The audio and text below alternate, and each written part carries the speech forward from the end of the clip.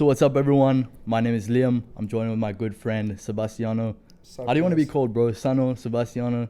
You want people to know you as? Everyone knows me as Sano, right? So I think it's gonna go by Sano, but it's Sebastiano Sola. And I think I got my name from my dad, and it's just kind of stuck, right? So. All right. Well, I know you as Sano, so I'll be addressing you as Sano throughout the pod. But yeah, me and Sano, we've been going back and forth for a while now, speaking about potentially doing a podcast. And it's been in the talks for a couple of months. But today we decided, fuck it. Let's run it up. So Sano pulled through to my place here in Cape Town. We got a ratchet ass setup right now.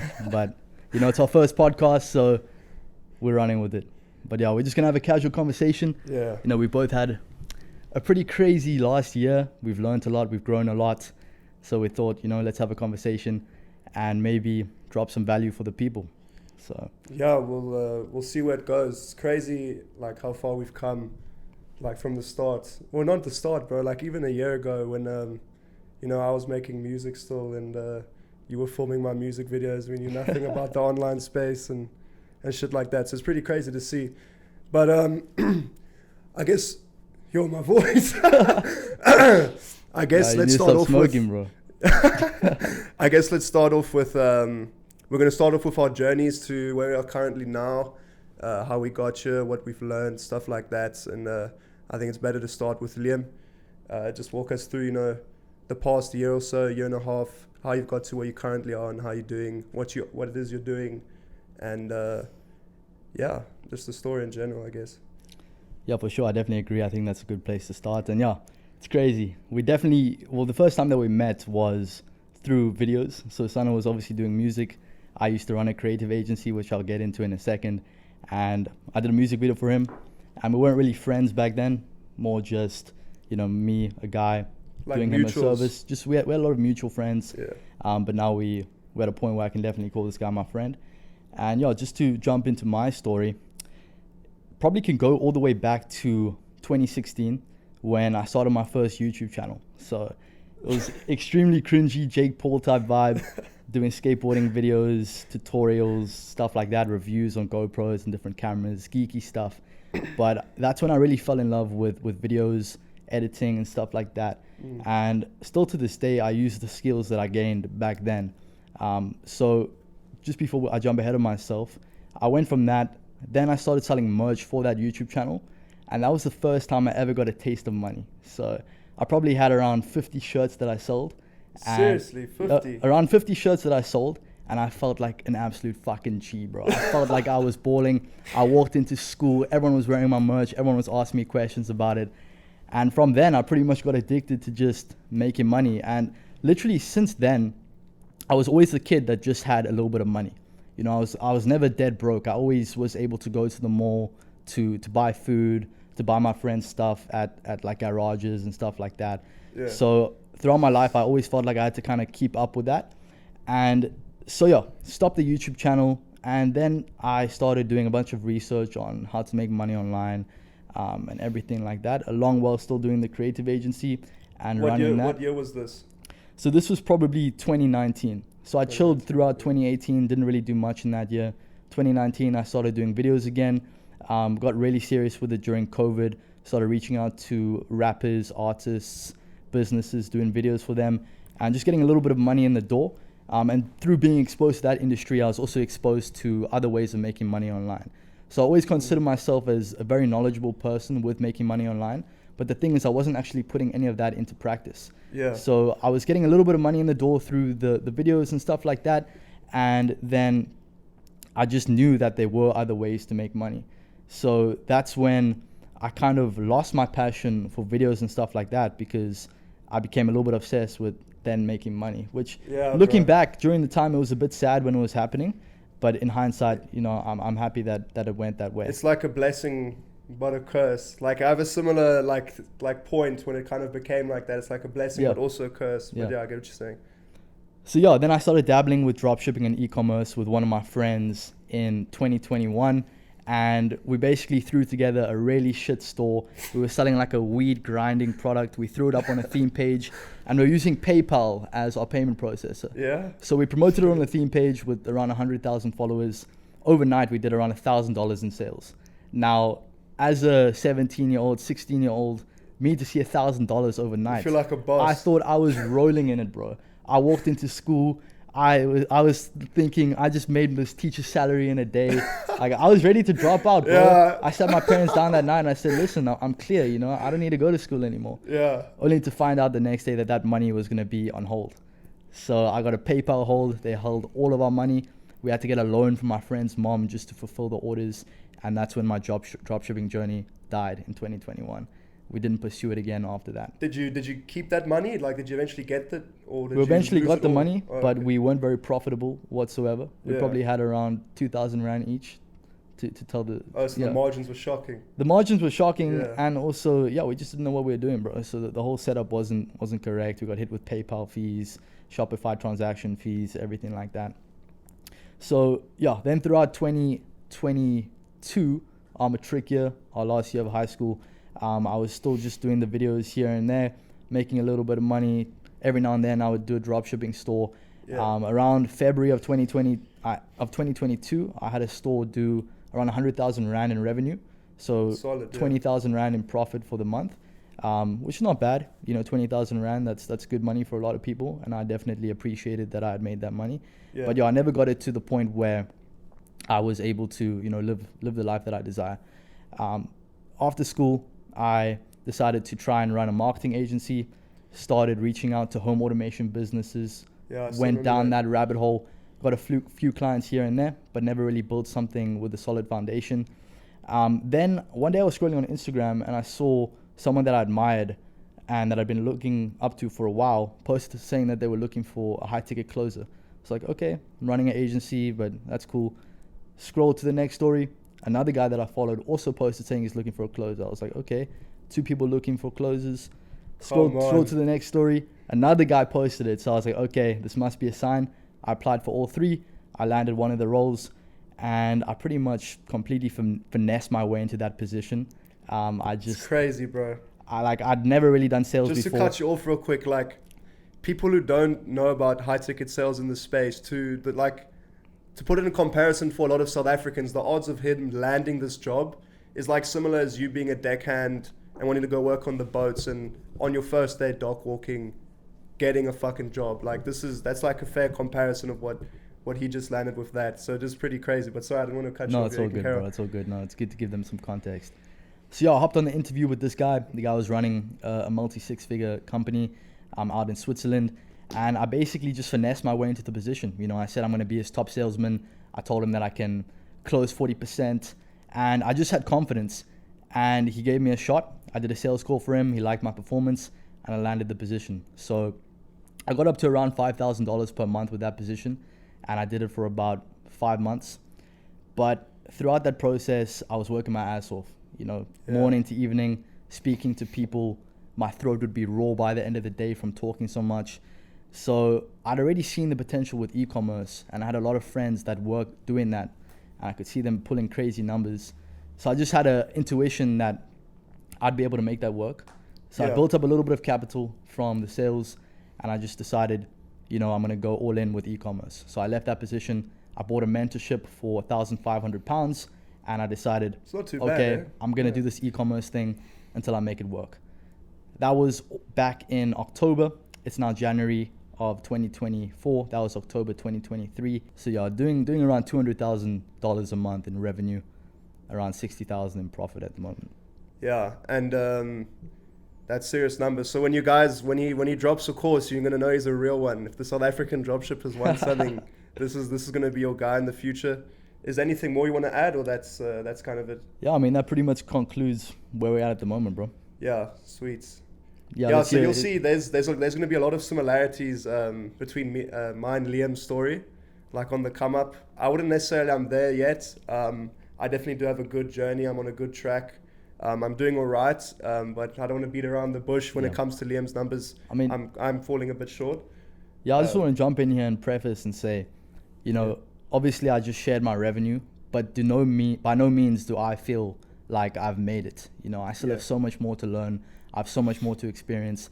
I have so much higher levels to reach that I know that I am not anywhere compared to a lot of guys in the space. So I'm just getting started, and I'm ready to learn. I'm ready to continue to grow.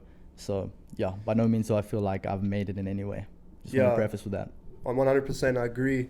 And it's also kind of for a lot of people that probably watch this, they won't know, but if you ever one day go down the rabbit hole and somehow end up on Twitter, now known as X, you would definitely start to feel like a rabbit surrounded by foxes, if I can put it like that. It's a good way to put it. Yeah. And but that's quite a good thing. Like you always feel you can do better.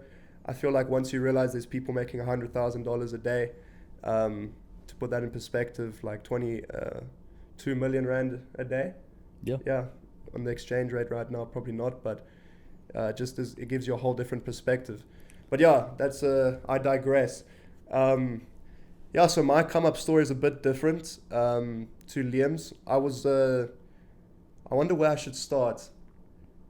I think mine was a bit later. So when I turned 18, I was still in high school. I was always a conventional guy. I was really good at sports. I'm quite a tall guy. I was always a good tennis player, usually in the top 20 of South Africa. I was one of the best doubles players, a much better doubles player than singles.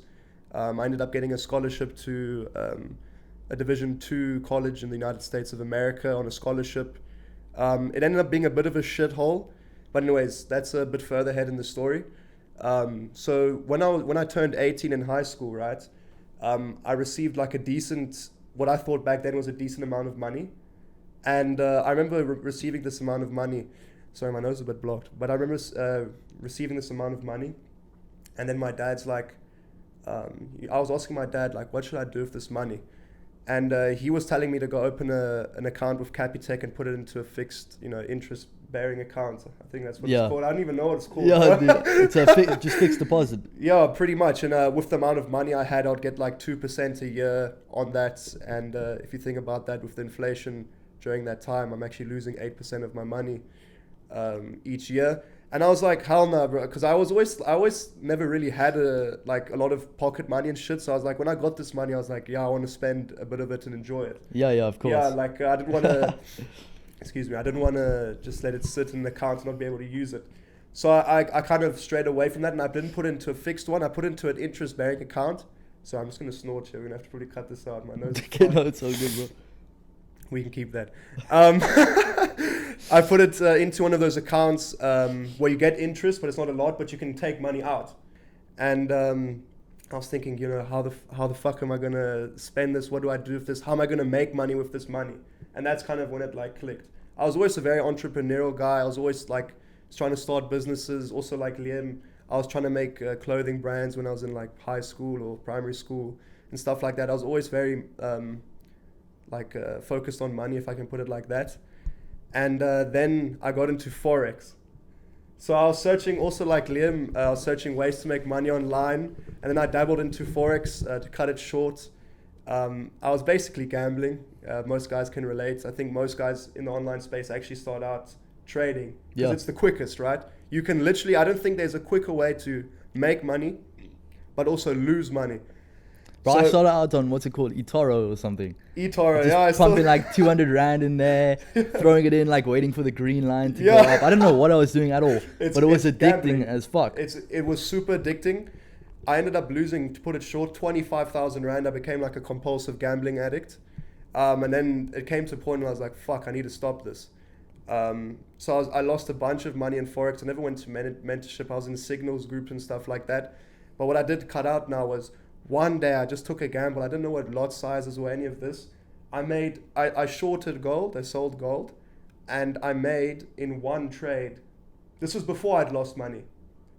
I'd made 12,000 rand off one trade. Keep in mind I was 18. How much did you play? How much was your bet though? I didn't even know, bro. I think I had so little equity. I probably basically risked the account size for the trade. It wasn't even a signal. I was like, oh wow, it's quite high up now. It looks like it's about to go down. Swear to God. Mad. And check this out. So then I sold. I got 12,000 rand. I called my friend because he was also doing Forex. Me and him were hustling in high school. We thought we were going to make it. I was like, bro, I just made fucking 12,000 rand. I'm going to make it. I'm going to buy a car soon. I never got a car. I was like, I'm going to double this again and get a car. And I went to my parents, like, I just made 12,000 Rand. It's unbelievable. I can't believe what just happened. Anyways, next day, in 3 minutes, this is like, no signals, nothing. I was like, yeah, I know what I'm doing. I lost everything quicker than you could put 12,000 in a pile and burn it. I lost it that quickly. It's a good way to put it. How did you feel? Oh, bro, people who've traded and lost money on Forex would know. It's like, just like your whole throat feels like it's swelling, if to kind of describe it like that, and you get like that gut feeling, but like that hollow one. Because it's gone. It's gone, bro. There's nothing you can do about it. It disappeared like in like 30 seconds. It's gone, everything, and that at the time that was like, that sparked like a what you call revenge trading. So then for the next 4 months, I was like, I need to make it back. I made 12,000, I need to make it back. I was depositing 400 Rand, losing it all, depositing another 400, losing it all, depositing $1,000, losing it all, going to signals groups, not following the signals properly, not using risk management, blah, blah, blah. Lost like 25 grand like that. And I was like, then it came to a point, actually my girlfriend told me, she's like, because she could see I was trading and losing this money, she's like, she would like take my phone out of my hand when I was trading, and she deleted the app. So bless her for that. Damn, bro, I didn't know it was that bad. Oh, it was. It was like an addiction, bro. Because I was also, keep in mind, it wasn't just losing. Like I would get some weeks. I remember during matric finals, I made like 5 grand, but I was telling people like, yeah, I made 5 grand today. Back in my head, I'm down 15 at the time, and next day I lost the 5 grand. It came to the point when I just stopped, and. Funny enough, unlike like Liam, it's obviously a bit later. I tried to go into drop shipping, and this was during matric finals. I've never been an academic guy. I did all right at school. My average was 69.6, so I just missed the 70. I was, bro, before like a biology paper, I was trying to make dropshipping stores. This is before I knew there was no AI or anything. It took me like 6 hours to make a store. I actually skipped that part of my story now. Sorry to jump in, No, but when I had my first successful dropshipping store, it was also during exams, my matric finals, and I ran up to a store within that month to around 160,000 Rand in revenue, around 40,000 Rand in profit, and that's when I really knew like it was possible. So when I was speaking about earlier about the fact that when I was doing sales, I knew that e-commerce was possible, that's kind of the example. I made around 40,000 Rand during exams, felt like an absolute G. I've never felt that rich in my life, even still to this day. So it's always that first little bit of money, and I'm sure that's probably what you felt too with the trading. Yeah, and bro, then you were just chasing that again, you were chasing that win. Yeah. And obviously it led to a massive downfall. Yeah. But that's a different story, of course. I think most guys like that have the same route. Sorry, what's going on there? Oh, good. We're good. Okay, so have some point where they lose everything, or a lot of guys. I didn't lose everything, but I lost a lot. Felt like I'd lost everything I worked for. Anyways, so I was doing. I tried drop shipping. I was selling humidifiers, bro. I was like, there wasn't TikTok ads at the time yet for South Africa. I was trying to do like Snapchat ads. I was watching like 3-hour Snapchat ad tutorials while I'm writing a test the next day, trying to Why figure out. didn't you just try Facebook? I didn't know how to work it, bro. Oh, for real? For me, it was too complicated. Like this is why. I was trying to sell fake Gucci bags. So I started, swear to God, I started like a 20 Rand a day Facebook ad campaign. I don't even know if you can go as low as 20 Rand, can you? I don't do rands, but I think you can. Yeah, and I was selling fake Gucci bags because I was like, fuck, this is in demand in South Africa.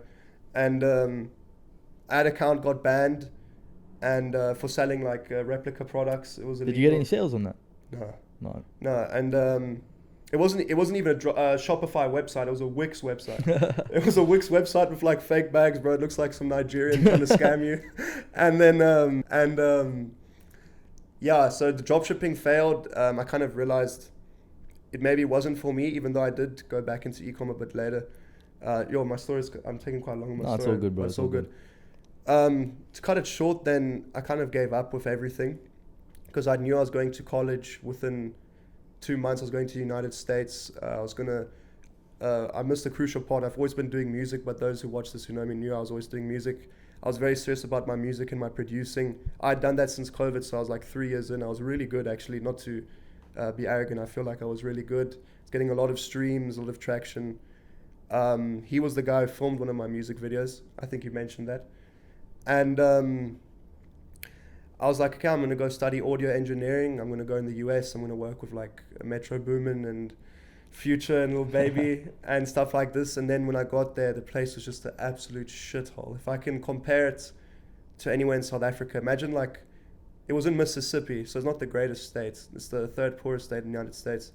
It's like Beaufort West with a university. That's pretty much it. 10,000 people, one Walmart, takeaways, not even a mall. It was a shithole. Like 40% of the population was students. And how was that for you? Obviously, you probably had an idea of what America would be like, and you wanted to work with Future and Metro Booming and all of these guys, living that lavish lifestyle, and then hopping over to the US and being in a shithole. Yeah. What was that like? Like, what was the comparison in your mind like with your expectation and the reality? I was heartbroken. I remember the drive there, because I had to take like 3 separate flights. I had no sleep. I was in a van. It was like midnight, and I was driving from the airport, because Memphis is a shithole as well, but at least there's like buildings and it looks like a city. And driving, I'm like, we drive past somewhere that looks fairly established, like, oh, we're finally here. We keep driving. The next place is like, oh, okay, this place is all right. You know, I can deal with this. We drive past that. It's just deeper and deeper and deeper into the fuck knows, into the abyss. Then eventually I get to this place where I'm studying, and it's like, there's nothing there. It's nothing. It's just sounds like your trading account, bro. Oh, we're about to get up. But at the end, there's nothing, bro. There's nothing there. Then I started hustling. I found a thing called high ticket sales at the time. This was actually before you found out about it, right? Well, I remember you sent me Luke Alexander's page, which is, if you guys know about high ticket sales, he's one of the pioneers in the space. He runs a course on it and stuff like that. Yeah. And you sent me his page, and you saw that I followed him, and you said, damn, I thought I was the first guy on this. Oh yeah. So I always knew about high ticket sales, but I wasn't doing it myself personally. Yes. So I remember that. Okay, yeah. So you were before me. You knew about it before me. But I found out, and I saw, because I've always been mutual with Liam. I've always followed him. So I was like, fuck, Liam's doing something right. Like Liam's found something before me. Anyways, get into that. I find out all the courses are super expensive. I can't afford any of the courses. So I was like, damn, I have to find a way. I start pitching my appointment setting for free. I said I'll work for free just to get experience under my belt. I ended up working for a real estate lead generation agency, which is huge in America, because there's 100%. So many realtors. There's agencies there doing like multiple 8 figures a year just with realtors. I ended up setting a client that closed. It wasn't even a client. It's like a business for $70K. And that was like, shit, now I can put this on my resume to try leverage that to get into a better position. Was it a $70K offer, or did they just upsell him? Like, how was it $70K? It was $70K based on the ad spend the company would. Okay. So $70K a month. All actually, right. Yeah, so it's like a huge company in New York. And no matter the deal size, I was supposed to get $500 a close, but I said I was working for free, right? So then I kind of realized, like, damn, I was spending so much time to get this person. I could have just got $500 if I was actually getting paid. Yeah.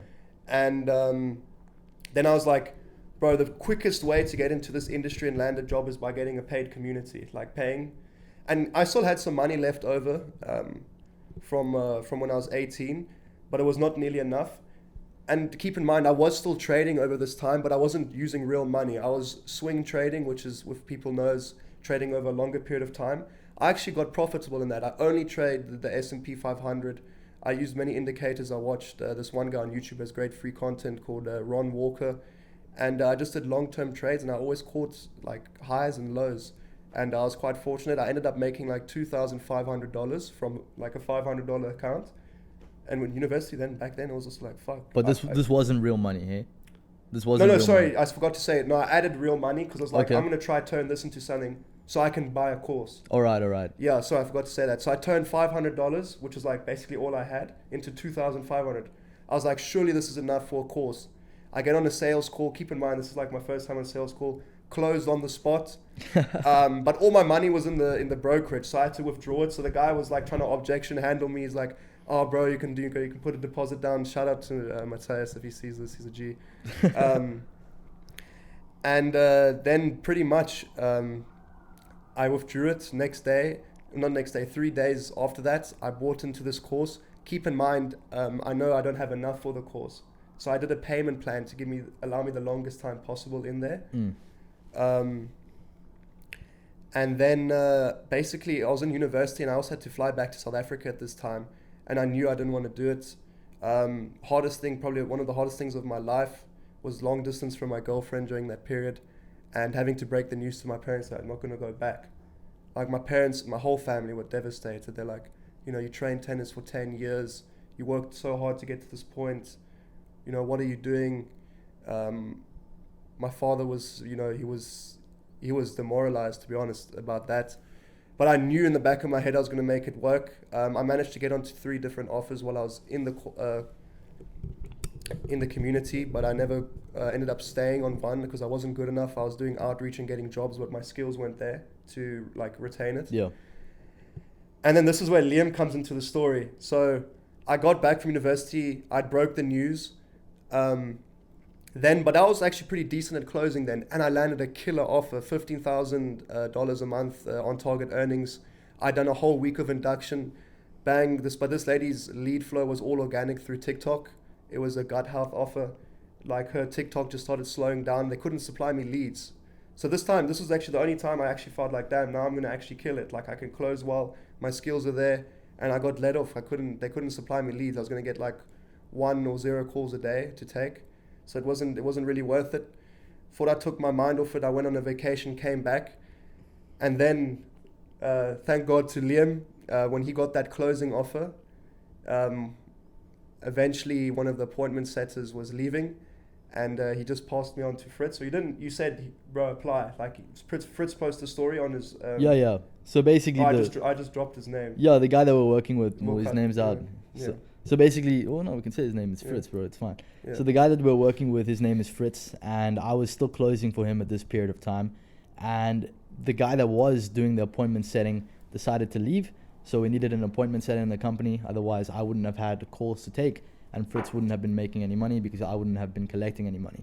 So I just actually had a little bit of a referral bonus. Fritz said to me, I'll give you $500 if you find someone to come do appointment setting. So I told Sano to go apply. Sano applied and he landed the position. May I add, I'm the interview king. I've taken, when it comes to these high ticket positions, I'm sounding cocky now, but I've taken like 6 interviews and I landed 5 jobs. I don't know what it is, but we can also touch on this maybe in a future podcast. But what I don't think South Africans realize is soon in the near future, already now you can see it, are the most in-demand online workers, because it's one of the only third world countries where you have fluent English speaking, and obviously they can pay us less. Yeah, fluent English speaking, it's most people's first language. They can pay us less. They can pay us even less than they may pay someone in the Philippines. You know, our minimum wage is 23 Rand or something. Yeah. Minimum wage in the Philippines, I don't know what it is, but there's VAs, virtual assistants, that are working for industry standard, maybe like $3 an hour, which is already like 60 Rand. So yeah, we fluent in English. We are hardworking, and they can pay us good. We're personable and we're well educated. People don't actually realize, they always like to poo-poo South Africa and think the grass is greener on the other side. But South African standard of education, when I really realized once I went to America, like South African standard of education is extremely high. So I think one thing that people can take away from that is, firstly, you know, carry the confidence that you can land a high paying job with a foreign company and earn at least $1,500, which is pretty good money for the average person out here. So carry that confidence. Well, $15,000 is 15 times the average income in South Africa. 15,000? Yes. Oh, for real? The average income in South Africa is 1,100, so it's a bit less, but easy math, it's 15 times. Yearly or what? No, monthly. So if you're making $15,000 a month, you're making 15 times the average South African's income. Okay. Yeah, so it's pretty insane. And I think, the takeaway from that is especially because the South African income is so low, like people also, they like to say, you know, there's no opportunities in South Africa and stuff like this. And, there doesn't need to be. There's so much opportunity online and in other countries and in other markets. Yeah. What I was going to say is carry that confidence. And then number 2 is, what was I going to say? Carry that confidence. And number 2, get really good at selling yourself. If you can Well- sell yourself, that's when you're actually going to land these positions, because being South African alone isn't going to cut it. You know, Yeah. you need to actually have charisma, you need to have character, you need to be hungry, you need to want to make that money company, and you need to show up as someone that works hard, and that's when you're going to land the position. Because Yeah. if a CEO of a company can see that he can pay you less than he's going to pay someone in the US or first world country, and you're going to make him more money, and you're a good person, and you've got character, he has no reason not to hire you. So that's why it's 100%. actually so easy to land these positions as a South African. And you and I can both attest to that, because Yeah. I've landed good positions, you've landed good positions. And it's only So- going to get bigger, right? Like because the online space, people are quick to forget, is one of the quickest growing, like info products and like online service providing and stuff like this is doubling in size each year. I don't know the figure, but from 2022 to 2023, it doubled in size, and I presume it will do double or triple this year Yeah. as well. And a lot of these companies are slowly realizing that South Africans are the best workers to hire. And this is my opinion. They obviously are a bit better, but no, not a bit better. Sorry, there's people you can pay less, but they're not, like we said, as educated, as hardworking, and as educated as we are. So I think that should inspire a lot of people like that think it's not possible. It definitely is possible, and you're the ideal candidate. Everyone is capable of getting a high-paying online job as a South African, regardless of the age or experience. It's basically, like Liam said, just how you sell yourself and how you portray yourself. I think me and Liam are very similar because we're always very charismatic, you know, how do you say, well-spoken, and come across very genuine, which has Yep. always allowed us to do well in these interviews. But yeah, I digress. I love that word. I digress. Then just to quickly finish Yeah, off my so how do you story. get to your point where you're at now? Where are we now, you know? Yeah. On the Just 11th of January, 2024. pretty much, so I got into that offer. I started doing, decent numbers for the time. And I just really love sales, man. I think Liam can probably agree with me. Like, sales is, I would say, top 3 skills, if not the most important skill to 100%. have. Like, if you're able to sell, you're gonna be able to do anything pretty much. Like, if you look at Warren Buffett, Richard Branson, they all advocate for sales, and some of the richest people in the world, most billionaires, Grant Cardone, people like this, sales, Yeah. I definitely think is the number 1 skill. You know, if you actually follow the advice that wealthy people give and you actually implement it into your life, even if Yeah. you do it blindlessly, you're going to reap the benefits. You're going to reap the results. Yeah. So, yeah, I mean, there's a reason why people are saying that sales is one of the most valuable things. Me Yeah. personally, when I landed that sales position, I wasn't that good at sales. But I told Fritz, the guy who gave me the position, that I was going to be the top salesman. And obviously, I wanted money too, and I wanted to prove myself to him. Yeah. So I spent every day training. I read sales books. I would listen to my sales recordings. I would take notes on where I can improve. And I got exponentially better at sales just within those, couple of months. Obviously, I'm not the best at sales. I Yeah. still have a lot more to learn. Yeah. But I got very good at sales, and so many other areas of my life improved as well. My ability to even just speak and have conversations with people Yeah. improved. And I think it's just always a valuable valuable skill for all of life. Like, like this might sound quite shallow, but even when it comes to convincing people, like you want to go out somewhere or something like that, just simple Yeah, for things. sure. It always comes in handy. So definitely, I'm an advocate for sales. I love sales. I'll probably be doing sales for the next year or two. Then maybe pivoting into something else. We'll see. That's another thing I'll quickly touch on. Is that people don't realize, like, I don't know where I heard this, but I think someone might have said this, is that the online space is pretty much 10 times, like, things move 10 times quicker than the corporate world. Like, what you can achieve by working 10 hours a day, 6 days a week online would take you 10, I think it's quite realistic, Yeah, like 10 years in definitely. a corporate role. I mean, I just looked on Indeed.com actually before this interview, like accountants' income, how do you say, entry level accounting income in South Africa is like 18 to 20,000 rand a month. Yeah. But I mean, it makes sense, because if you're working for someone, you are capped. Your earning is capped to where the guy that is employing you, to when he decides to increase your pay, or Yeah. when not, So no matter how hard you work, you're going to kind of stay stagnant until an external force decides to increase your pay. Yeah. If you're working on a commission basis, obviously you have more Gotta touch on control that. over that. You can put in more hours, you can close more deals. close more leads, and you're gonna stack up the money that you're making. Yeah. If you're working for someone, of course you're gonna be capped. Also, if you are working for yourself, you have full control over your time, and you also have full control over what you're actually doing with your time and how valuable that is to actually moving the needle forward with your business and your earnings. Yeah, 100% I agree. And that's why I need to get into sales, because you control your income. In a lot of these online sales positions, you have a small base pay, if not no base pay, for the people watching. And your income is literally, it's determined on your skill level. Like, if you're able to close one deal a day, you're only going to earn less than the other guy in the team who's closing 2 a day. So by what I mean by saying that is, the better your skills are, but also in a commission-based role, the more you're able to close, the better you are, the more you're going to earn. And you kind of, to a certain extent, decide what your income is going to be. So that's what's really nice about a sales position. That's a bit off track, isn't it? But no, it's fine. And then I'll quickly touch up on the end of my story. Yeah, pretty much. I wasn't really too happy with my position in the business that Liam used to be in before he went into drop shipping, and I was looking for other roles, and I landed a sick role, another appointment setting role. By no means is this easy, but it's simple. Yeah. Like if you work 10 to 12 hours a day, 6 days a week, you don't even have to work every day. I think a lot of these people say I work 18 hours a day, 7 days a week.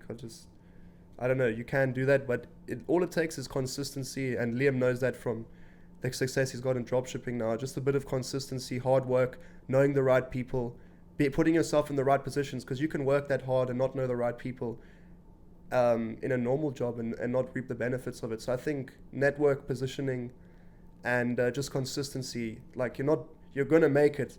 And another thing I'll quickly say is like people have gotten so used to instant gratification. Yeah. Like back 15 years ago, if you said I started a business, whenever would the person would take 3 years till they start making good profits from it? Like, since whenever was it a thing that you need to, like, in a week become a millionaire? Like, that's not realistic. You have to understand as well that, success takes time, and I'm still on that journey. I'm only touching on my 6th month now, and I can see, exponential progress, and I'm super grateful for it, of course, but like, it's a long journey. It's not necessarily an easy journey, but it's.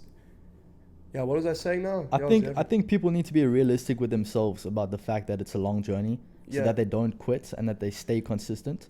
Because at the end of the day, consistency is always going to win. Yeah, it's going to get you to the point where you want to get to. Consistency compounds, bro. Consistency compounds. If you're consistent, your progress is going to compound. If you stop, then you're going to get knocked back quite a bit. I've experienced this myself. So I think people should definitely have the mindset of it takes long, but I think they should also believe that everything that they desire can be achieved within the next 24 hours. Because if I want to make $1 million and I believe that I can make that $1 million in the next 24 hours, what would I be doing right now, bro?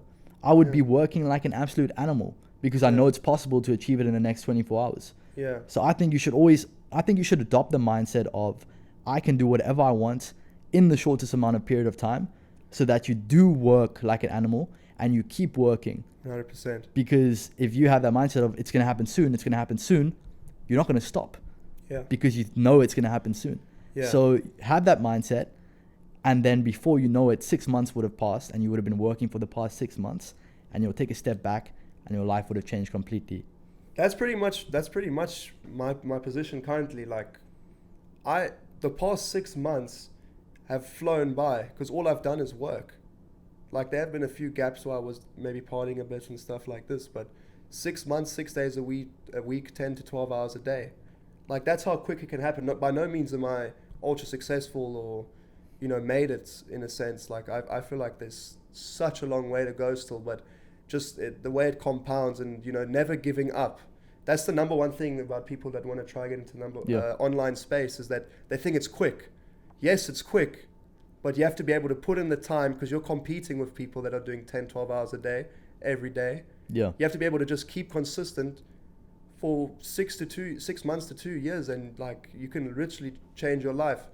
I mean, I managed to drop out of college. I'm doing quite well for myself. I'm about to move out into Cape Town, buying my first car soon.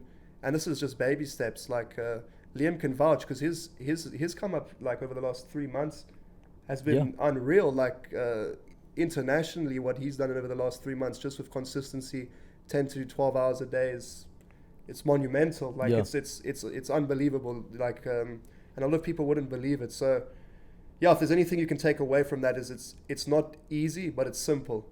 Like the steps to get there is simple, but it's not easy. It does take hard work, and you can make a big change for sure. Yeah, I mean, I had a guy message me the other day, and he said, Liam, I want to get into drop shipping, but I've tried it, and I think it's a scam. I sent him my Shopify screenshot. How is it a scam? Yeah. You know, if there's guys doing it, there's no way that it's a scam.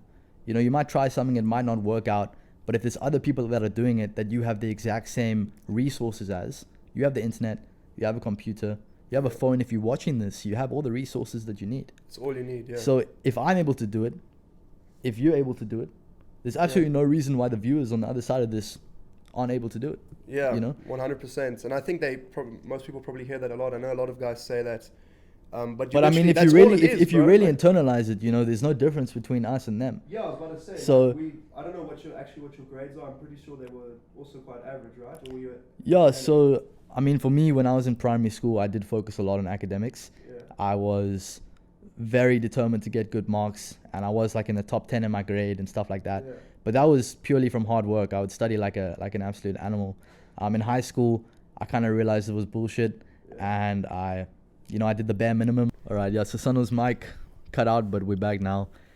So yeah, bro, in high school, I got like an 84% average for matric, which was pretty good. Yeah. You know, I was pretty stoked about that, especially considering that I didn't really try in high school. So yeah, my parents were proud at least. They wanted me to go study, obviously. They were very adamant on that. But it took some work, a lot of convincing, a lot of conversations to get them to allow me to not go study. So didn't decide to go study after school and just got right into it with online business. Yeah. Yeah, and I'll quickly touch up on that just to finish off my story. Like for guys who are interested into looking into high ticket sales, what I'm currently doing is appointment setting.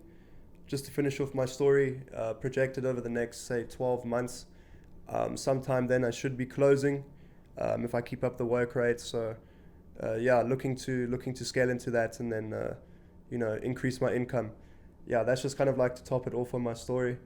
100%. No, it was a good story, bro. Yeah. Thank you for sharing. I think a lot of guys can definitely learn a lot from that. You know, even if we haven't given actionable advice, just hearing where we've kind of come from, what we've been through. Not that we've been through hectic stuff, but, we haven't gotten into any of that. But just the fact that we came from nothing, really. And not that we are absolutely rolling in it now, but, we're getting there. And it's just a matter of time at this point. On track. And I'll touch on that, like...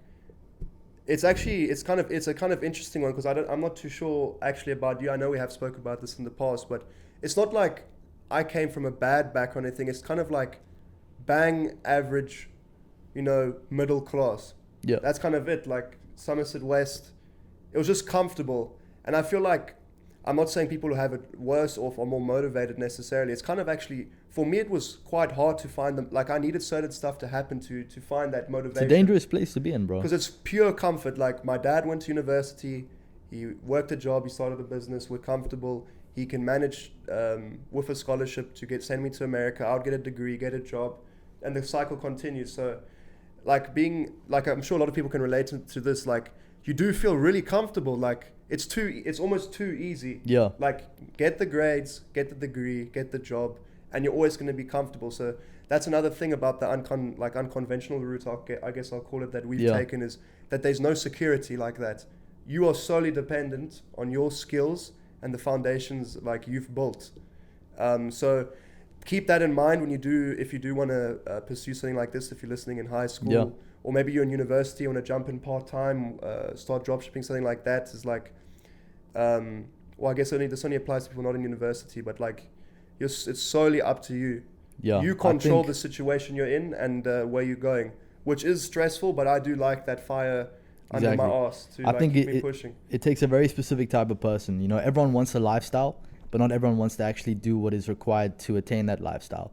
And I think that's where this whole online money, making money online scene can kind of get a bit dangerous for people, because they see the life that we live and that other people are living, And of course they want to attain that. So they drop everything, even if they have, even if they're privileged enough to be able to go to university, to get a degree, they drop that because they think the grass is greener on the other side, only to realize that maybe they don't even like any ways of making money online, firstly. Yeah. Maybe they don't have any of the skills. Maybe they don't have the willpower to learn the skills.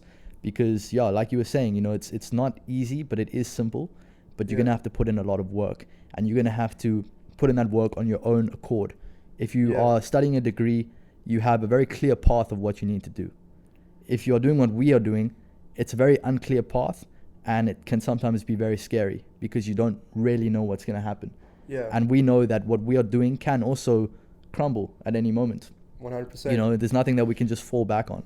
Yeah, 100%. So there's always that uncertainty factor, but I love it.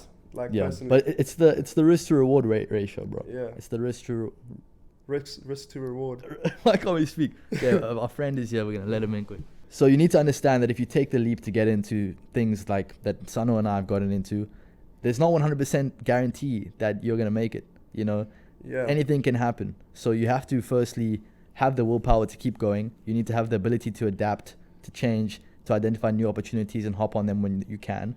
Yeah. But the thing is, it's risky, but where there's risk, there's high reward. 100%. So, if you have the confidence in yourself that you're going to make it happen, you can reap much more benefits than if you follow the safe route. Yeah, and I agree 100%. I was going to touch on something now. Like I was saying earlier, like how fast the online space moves. As you were saying now, you have to be able to adapt. There are so many industries in the online space which actually have come and gone. Yeah. For example, so there is a lot of uncertainty. So I would do a lot of research if you're going to get into it and go into something that has a lot of longevity. Personally, I can also say this from my current position, right? We work with a lot of sales guys. If you're currently in university and want to do something like this, or you're in high school and you want to pursue something online, I would honestly recommend, because dropping out, you have to be really sure of yourself. You can't just drop out and say, I'm going to do this, because you're going to end up shooting yourself in the foot. Like I recommend to most of the sales guys I work with and normal college students I work a lot with, is rather start off getting into something part-time. You never have excuse for time. While you're doing your degree, you can put 4 hours a day into something. That's 20 hours a week if you do work 5 days. That's considered part-time. I would do that, and then once you start seeing a little bit of success and that starts compounding, then only once you're really starting to see something come to fruition would I maybe consider it. If you're deep into a degree now or something like that. For me, I was still a bit safe because I was 18 years old. I just turned 19 at the time when I dropped out. So I still had considered a gap year if I failed. So for me, it was a bit of an easier situation in that sense. But I still had the pressure because my parents said, 5 months, if there's no results, you're going back. Yeah. And that's going back to what I was saying earlier. That's kind of another driving factor I had. Is I have to prove them wrong. And one last thing I'll say is, which I heard from a podcast, shout out Mr. Overpaid if he sees this, Hassan, is this might sound very arrogant, but never listen to your parents' advice if you're doing well in university and you're in a situation to drop out. The quote, I'll quote him not directly, but he said, if a 50-year-old lady came up to you in the street and wanted to offer you advice, would you listen to her? Obviously, it depends what she has, but if it's when it comes to online business, yes. Say it's drop shipping and 100%. the model or something like that. I think the main thing that we can extrapolate from that is never take advice from someone who hasn't done what you're trying to do. 100%. Because you'll end up not doing it just like them. That's pretty much the basis of it. So I think obviously don't be ignorant. Don't think that you know everything, because I think a lot of people consume all of this information online and they feel like they are extremely knowledgeable, but they have absolutely nothing to show for it. And chances are they probably aren't as knowledgeable as they would have thought they are, or would have liked to think that they are, because they haven't put anything into practice and they haven't actually gained any experience. So that kind of shuts them off to being open to any ideas, and they end up being in a bit of a weird phase, which I'm sure a lot of you guys can relate to. It's where you're consuming all this content, you know that it's possible, but you haven't actually put in any steps and you have nothing to show for, this content that you've just consumed. Yeah. So, you're not someone who's just wasting your life. You know what's possible. but you haven't quite realized that reality yet. Yeah, and I think another thing is just speed. Like a lot of these people in the online space, they'll think too much. If you want to get into something, you'll think too much about it. Like, oh, which business model should I go into? You know, there's 150 different ways to make money online. Like, should I do Amazon FBA? Should I do drop shipping? Should I get into sales? You know, should I do Forex? I think the best advice, and luckily before I even knew this advice, this is kind of how I approach things, is just do it with speed. And this is not directly my advice. I hear this from people like Tate, also from Hassan. Just do it. This is also good advice that I found. Like, if you just do it, you find out, you fuck around and you find out, like, this is shit. Yeah, is this a Nike commercial, bro? Well, you just find out, right? Like, no, yeah. You know, I'm shit at this. Like, when I was trying out dropshipping, I suck. Yeah. Move on to the next thing, like, quick, within months. Like, I'll try it for a month, done, doesn't work. Something else. Well, not a month, sorry. That's. I think that can be dangerous as well. Yeah. You know, I think you should try everything with speed, because you can gain a lot of experience, which you can kind of, you know, attribute or use in other industries. Yeah. But I think you need to understand that all of these ways of making money, they all work, you know? Yeah, yeah. If someone is selling a course on it, most of the time it works, unless it's a get rich quick scheme. Then don't give your money to those people. But if there's guys that are actually genuinely making money with this, and I think I'm going off track here, but it becomes a whole different ball game in your mind when you actually see it in real life. When you see someone that you know, that you can see in person, not through a screen, doing what you want to do, then you just gain an insane level of confidence because you know it's possible. Yeah, but people need 100%. To understand that it is possible. And then when you go with that mindset, I think you need to pick one thing and just absolutely go crazy with it until you succeed with it. Exactly. Because it works. It's just a matter of time. And the only thing between you and getting to the point where these other people that you see are, that you want to be at, the only thing between you guys is time and effort. And if you pair time and effort, you have control over that. You have control over how much time you put into it. You have control how much effort you put into it. It's only a matter of those two things before you get what you want. So obviously, Sebastiano, you've reached a point now where you're starting to make a decent amount of money, you know, more money than the average individual, more money than probably most people that you would speak to, which is a good thing and a bad thing, obviously. You know, you want to be able to surround yourself with people that are doing better than you. How has that kind of changed your outlook on what's possible to achieve?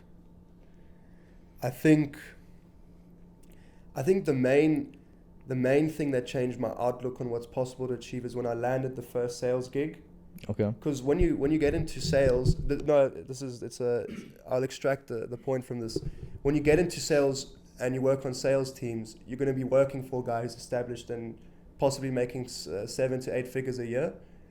And then you're literally one-on-one with a lot of the companies with the owner, and then you realize, like, whoa, this guy's making, you know, $10 million a year, $1 million a year. Even that's like 100K a month, and you see that lifestyle is possible. I think being one-on-one and actually being able to speak to someone and seeing that it's possible. Yeah. Like that was like what the I was big. Going back to what I was saying earlier. That was like when I was with my first boss and I was on a Zoom call and I'm speaking to someone who's making at the time, you know, insane amounts of money. By no means was it little sums of money. And I was like, wow, I'm speaking to this guy, like, this shit's actually real. You know, this type of money to make every month is real. To own the G-Wagons and the sports cars, like, at an age of 20, within your 20s and like early 20s, that shit happens. Like that's possible, and it's all average guys. Like anyone can really achieve it.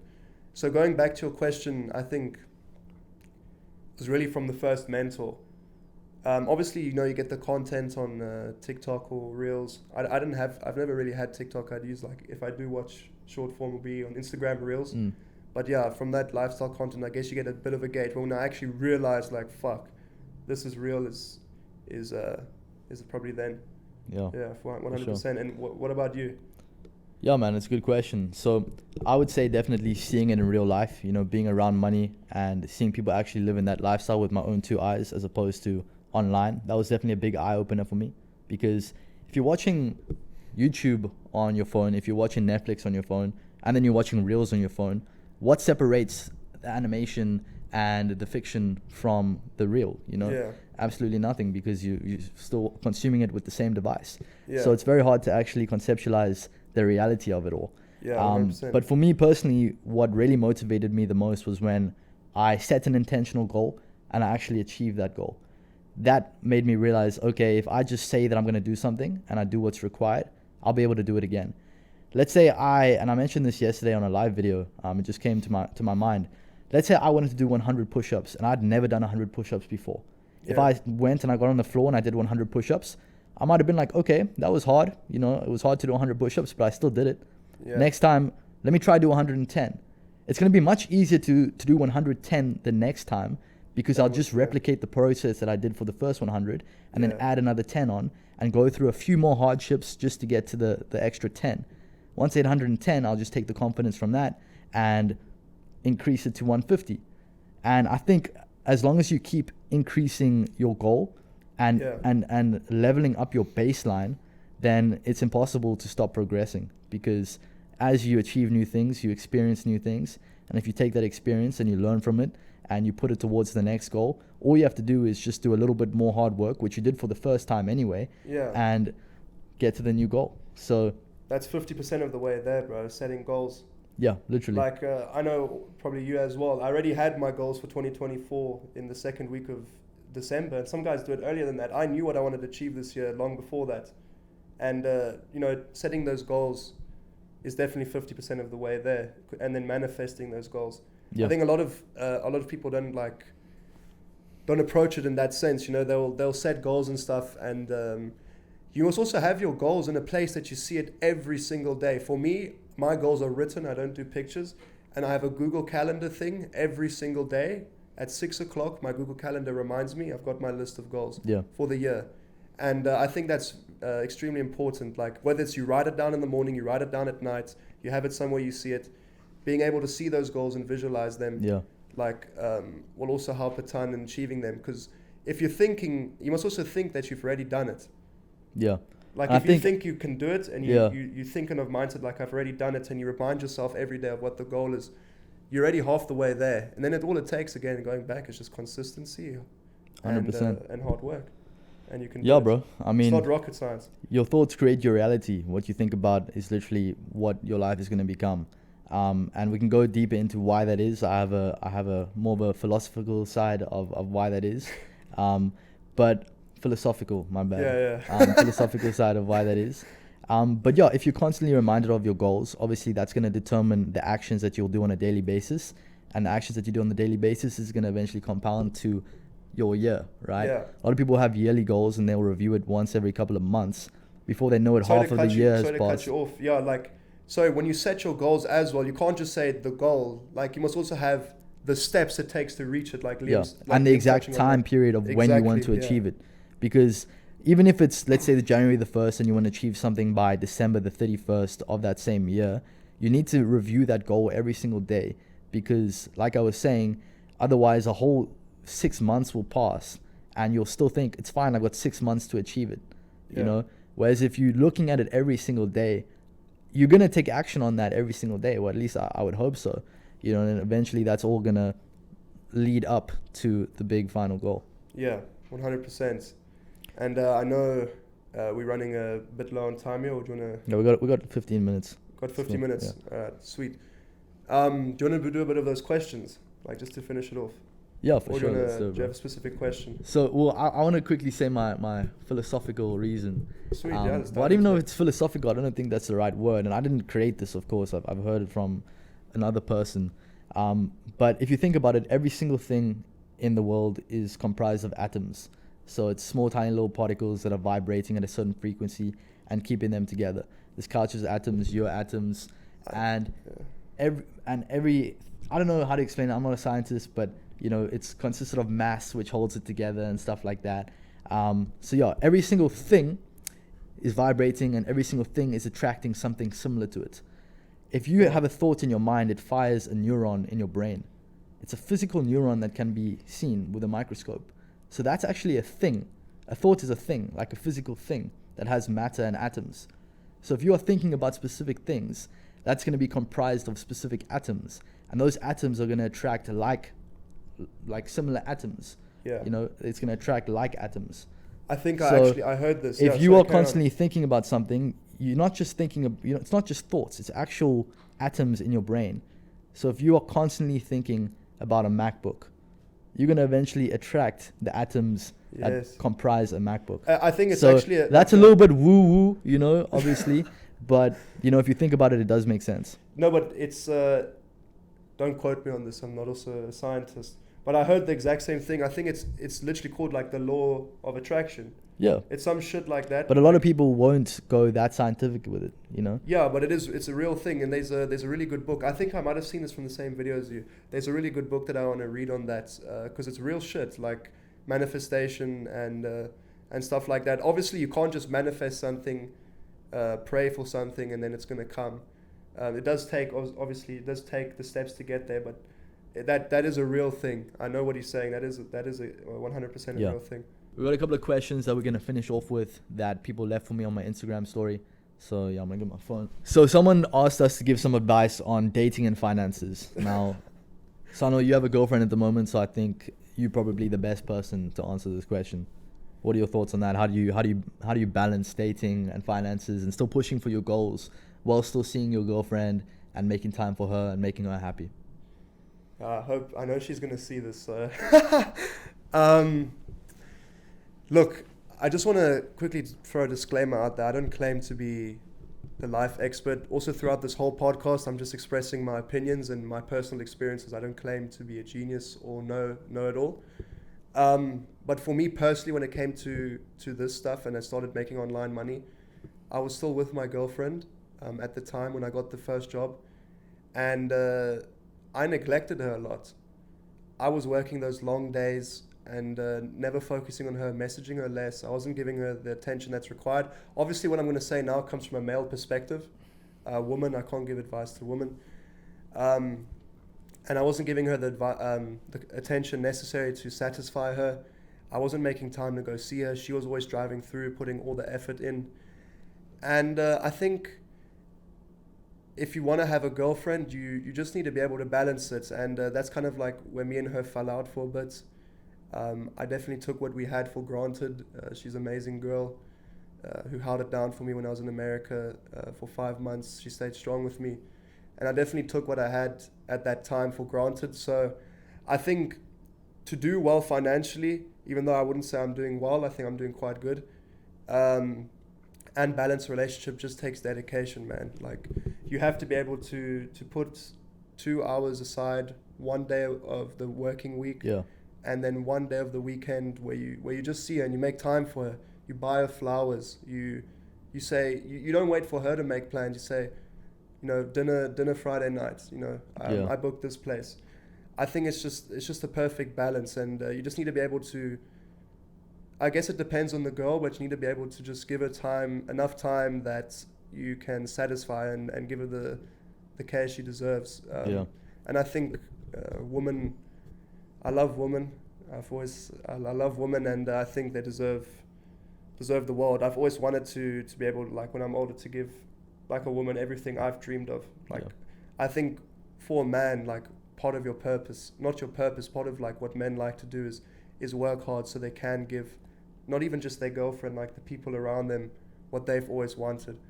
100%. So I think going back to the point, I think it's just balance and giving time to them because they do deserve it. You know, you're part of a relationship. You made a commitment to a relationship. If you make that commitment, you should be willing to give the time that's necessary to keep it strong. I completely agree with that. Yeah, and obviously I cut it short. I could add a lot more to that, but I do think, if you're in a relationship, you must just make time for them and keep them happy and buy them the flowers. When you do see them, this is an important thing I missed. When you do see them, make sure you're in the right headspace to see them, and you want to give energy during that time. Because if you're working hard and grinding out, 100% you're going to get fatigued and tired. Like there's going to be times when you don't want to see her. So make sure when you do see her, you're giving her your full attention. You're not sitting on your phone working. Yeah, you need to be present. Yeah, you need to be present in the relationship. Like I think where a lot of people go wrong is they think that they need to be spending copious amount of time with their significant other, but they actually just need to be spending quality time with them. Exactly. You know, and when you're deciding to be in a relationship, that's all it is. It's a decision. You know, you need to decide that this is what you want, and you can't half-ass it. Otherwise, Yeah. someone's going to get unhappy somewhere down the line, Yeah. and that's just going to cause more turmoil in your business, if you have a business, in your goals, and eventually in your personal life as well. So, yeah, I think, like Sano said, make the decision to be with them, but then that comes with actually making time for them, and It's a you being the commitment, one that yeah. makes them feel valued, make them feel valued. Yeah. Because, as much as they might understand that you're working and you're trying to get your finances up, they will base it off of how they feel from how you make them feel. Because, at the end of the day, if you are a man of high value, they will probably understand that you could leave them at any moment, and they could leave you too. Yeah. But I mean, if you're gonna, if they know that you can leave them, then they might not be 100% supportive of your goals, because they'll feel like you'll just give that to another woman somewhere down the line. So you need to make them feel secure in the relationship, I think. Yeah, secure, and you need to be committed. Like, I guess I have a different philosophy to a lot of guys. I was different. I always thought, especially when I just started making money, being around other girls, going to parties, drinking, like one night things, not sexual things, but one night like hookups and buying girls drinks and socializing would make me happy. I just guess I fall on the spectrum where I like to have one girl that's dedicated to me and has supported me and has been through the times with me with things with shit, and now when things are going a bit in the right direction, is supportive of me. So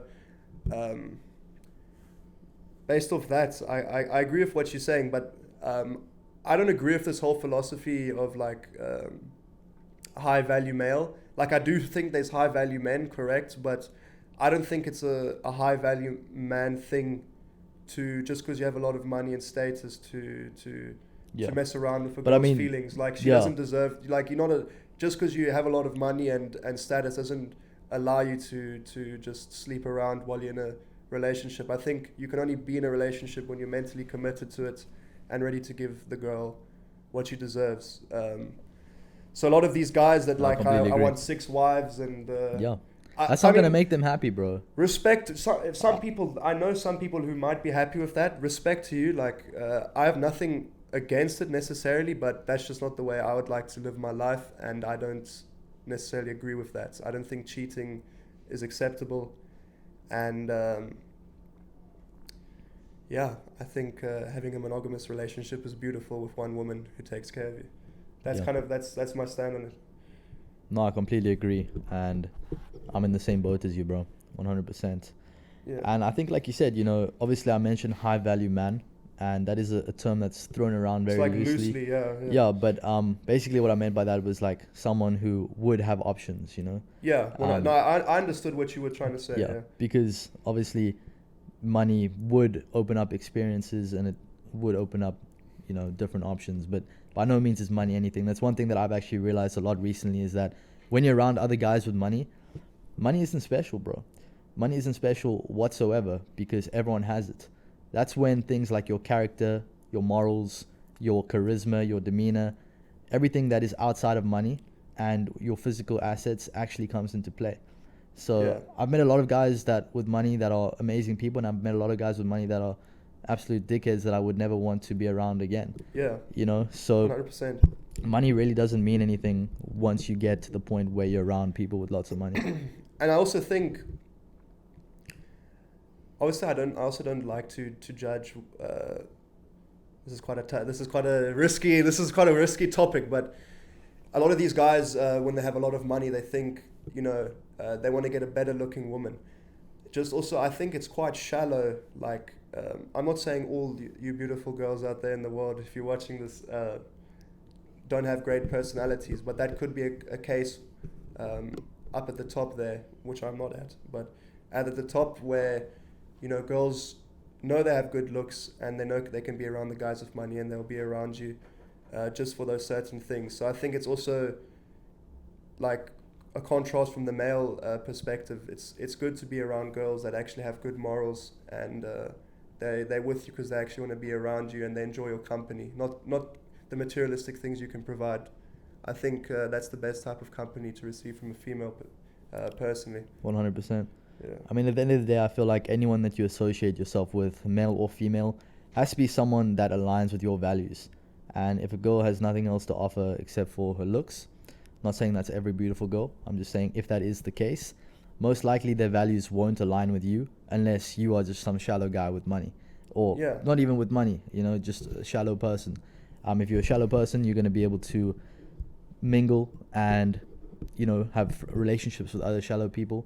And I think if your values don't align with people, it's pretty difficult to be in a relationship with them, even if it's a relationship or a friendship, goes both ways. And it can be empty. Exactly. No substance. Exactly. Yeah. So bro, we got about a minute left. What would you say to sign off the podcast? I think for first podcast, I'm pretty happy with myself and how it went. I've never been a shy guy. I knew it was going to go smoothly and it was going to be good. I'm very happy with the way it went, and I hope, not that I'm a genius, people could take something away from what me and Liam have had to say, even if it's something small, and that you liked what we had to say and how I presented myself. I think it was a pretty sick first podcast, and hopefully we can do many more in the future, bro. I think we do get along quite well and have interesting conversations that some people would like to listen to. Definitely. So as long as you can take some value away from this, if any, or you just enjoyed watching, I'm happy with that.